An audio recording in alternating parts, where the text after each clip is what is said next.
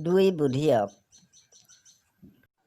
এবাৰ এখন গাঁৱৰ এটা গজলীয়া ডেকাই এভাৰ কেতুৰী হালধি লৈ বজাৰত আদা বুলি বিক্ৰী কৰিবলৈ গৈ আছিল। আনফালে একেখন গাঁৱৰে আন এটা চুবুৰীৰ এজন গজলীয়া ডেকাইও এভাৰ ভোমলতি গুটি লৈ বজাৰত জালুক বুলি ঠগি বেচিবলৈ গৈ আছিল। এনেতে দুয়োৰে ভাগৰ লাগিল আৰু বাটত মুখামুখি হোৱাত সিহঁত দুয়ো বহি ল'লে। ককাই, এইবাৰ মোৰ আদায় উভৈনদী হৈ পৰিছে, সেয়েহে এইবাৰ বজাৰলৈ বেচিবলৈ লৈ আহিছোঁ। পালে আধামলীয়াকৈয়ে দি গুচি যাম। কোনেনো বেলি দুপৰলৈকে ৰৈ থাকিব হে। মোৰো এইবাৰ জালুকে উভৈনদী হৈ পৰিছে, সেয়েহে মই এইবাৰ লৈ আহিছোঁ। ময়ো পালে আধামলীয়াকৈ দি গুচি যাম বুলি ভাবিছোঁ। বেলি দুপৰলৈকে ৰৈ থাকিবৰ মোৰো ইচ্ছা নাই। মোৰ ঘৰতো জালুক নাই, দামে দৰে মিলিলে ময়ো হেৰ চেৰেক নিম বুলি ভাবিছোঁ। হয় নেকি? মোৰ ঘৰতো আদা নাই। ময়ো দামে দৰে মিলিলে চপৰা চেৰেক নিম বুলি ভাবিছোঁ। আপোনাৰ ঘৰতো আদা নাই, মোৰ ঘৰতো জালুক নাই। আপুনিও আদা নিম বুলি ভাবিছে, ময়ো জালুক নিম বুলি ভাবিছোঁ। গতিকে আমিনো দুয়োখন ভাৰ সলাই নলওঁ কিয়? এৰা, আপুনি ঠিকেই কৈছে, আমি দুয়োখন ভাৰ সলাই নলওঁ কিয়? জালুক বেপাৰীয়ে ভাবিলে, আজি বৰ বেয়াকৈ ঠগিলোঁ।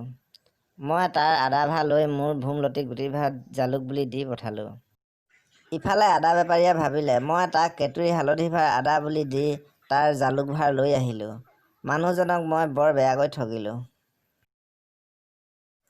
কিন্তু দুয়ো ঘৰ পাই ভালদৰে চাই দেখে যে দুয়োকে ঠগিলে, দুয়োৰে সমানে হ'ল। হাই, মোক বৰ বেয়াকৈ ঠগিলে। জালুক বুলি মোক ভোমলতি গুটি দি পঠালে। হাই, মানুহটোৱে মোক বৰ বেয়াকৈ ঠগিলে। আদা বুলি মোক কেতুৰী হালধি এইভাৰ দি পঠালে। কিছুদিনৰ মূৰত আদা বেপাৰীয়ে ঘৰৰ পৰা কামৰ সন্ধানত ক'ৰবাত কাম কৰিবলৈ বুলি ওলাই গৈছিল।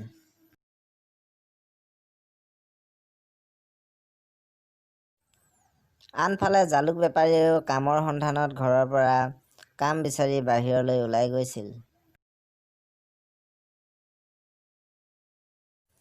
এনেতে ৰাস্তাত সিহঁতৰ দুয়োৰে মুখামুখি হ'ল।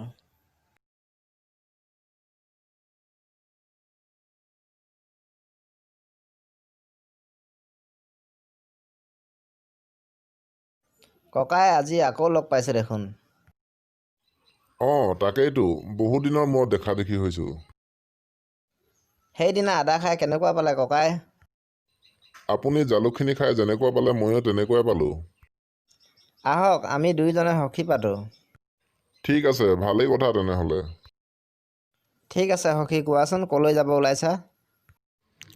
মই কামৰ সন্ধানত ঘৰৰ পৰা ওলাই আহিলোঁ। হয় নেকি সখী? ময়ো কামকে বিচাৰিছোঁ। ক'ৰবাত ভালদৰে পালে কৰিম আৰু। ব'লা তেনেহ'লে একেলগে যাওঁ। ঠিক আছে সখী, ব'লা। গৈ সিহঁত এজন বামুণৰ ঘৰ ওলালেগৈ। তুমি এই তুলসীজোপা দেখিছা নহয়? এই তুলসীজোপাত পানী দিব লাগিব।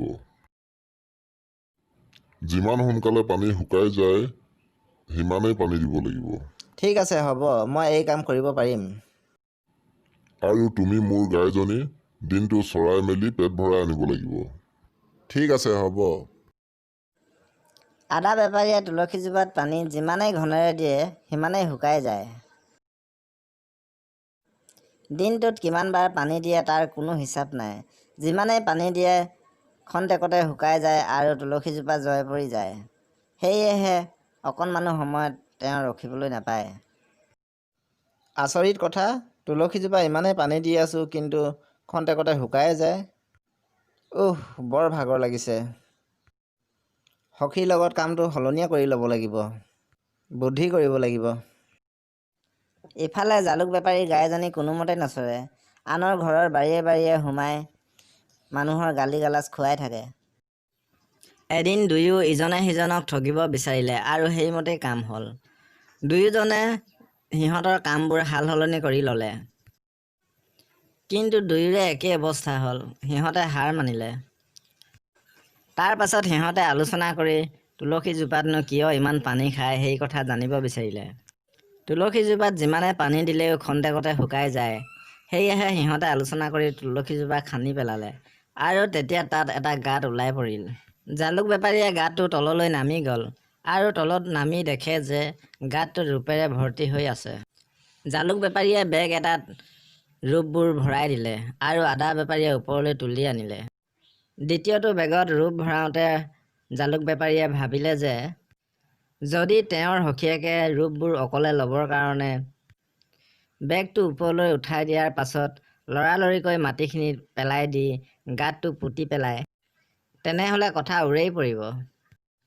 সেয়েহে তেওঁ বেগটোত আধা ৰূপ ভৰাই আৰু মানুহটো নিজেই বেগটোৰ ভিতৰত সোমাই আহে। ভবামতেই কাম হ'ল। আদা বেপাৰীয়ে তেওঁৰ সখীয়েকক পুতি থলোঁ বুলি ভাবি লৰালৰিকৈ মাটিখিনি পেলাই দিলে আৰু ৰূপবোৰ এভাৰ কৰি লৈ আহিল।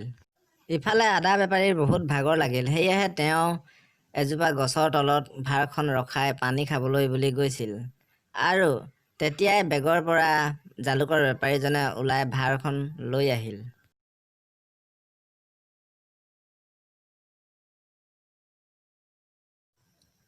আদা বেপাৰীৰ মনত তেওঁৰ সখীয়েক জালুক বেপাৰীয়ে কান্ধত উঠি অহা কথাটো বাৰে বাৰে আমনি কৰিবলৈ ধৰিলে। সেয়েহে তেওঁ এদিন বুদ্ধি কৰি ঘৈণীয়েকক ক'লে, মই মৰাৰ ভাও জুৰি পৰি থাকোঁ, তুমি সখীক মাতি পঠোৱা। সখীয়ে আহিলে ক'বা, মোৰ এটাই অন্তিম ইচ্ছা যে সখীয়ে মোক কান্ধত তুলি পুতিবলৈ অকলে লৈ যায়। ঠিক আছে, হ'ব বাৰু। সখীয়েক আহি উপস্থিত হ'ল। এইটো এটা ফাঁকি বুলি জানিব পাৰি মিছামিছিকৈয়ে কান্দি দেখুৱাই ঘৰৰ বাৰীৰ পিছফালে গৈ ঘৰত যি যি লাগতিয়াল গছ আছিল, এইবোৰনো কেলে লাগিছে, সখীয়ে আমাৰ মাজৰ পৰা গুচি গ'ল বুলি কাটি পেলালে।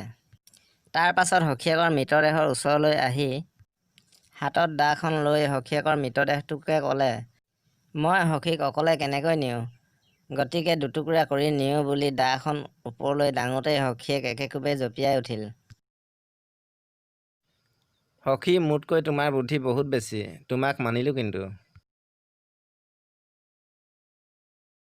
বন্ধুসকল, ভিডিঅ'টি লাইক কৰিব আৰু ভৱিষ্যতে এনেকুৱা ধৰণৰ ভিডিঅ' পাই থাকিবলৈ এই চেনেলটি ছাবস্ক্ৰাইব কৰি ল'ব। ধন্যবাদ।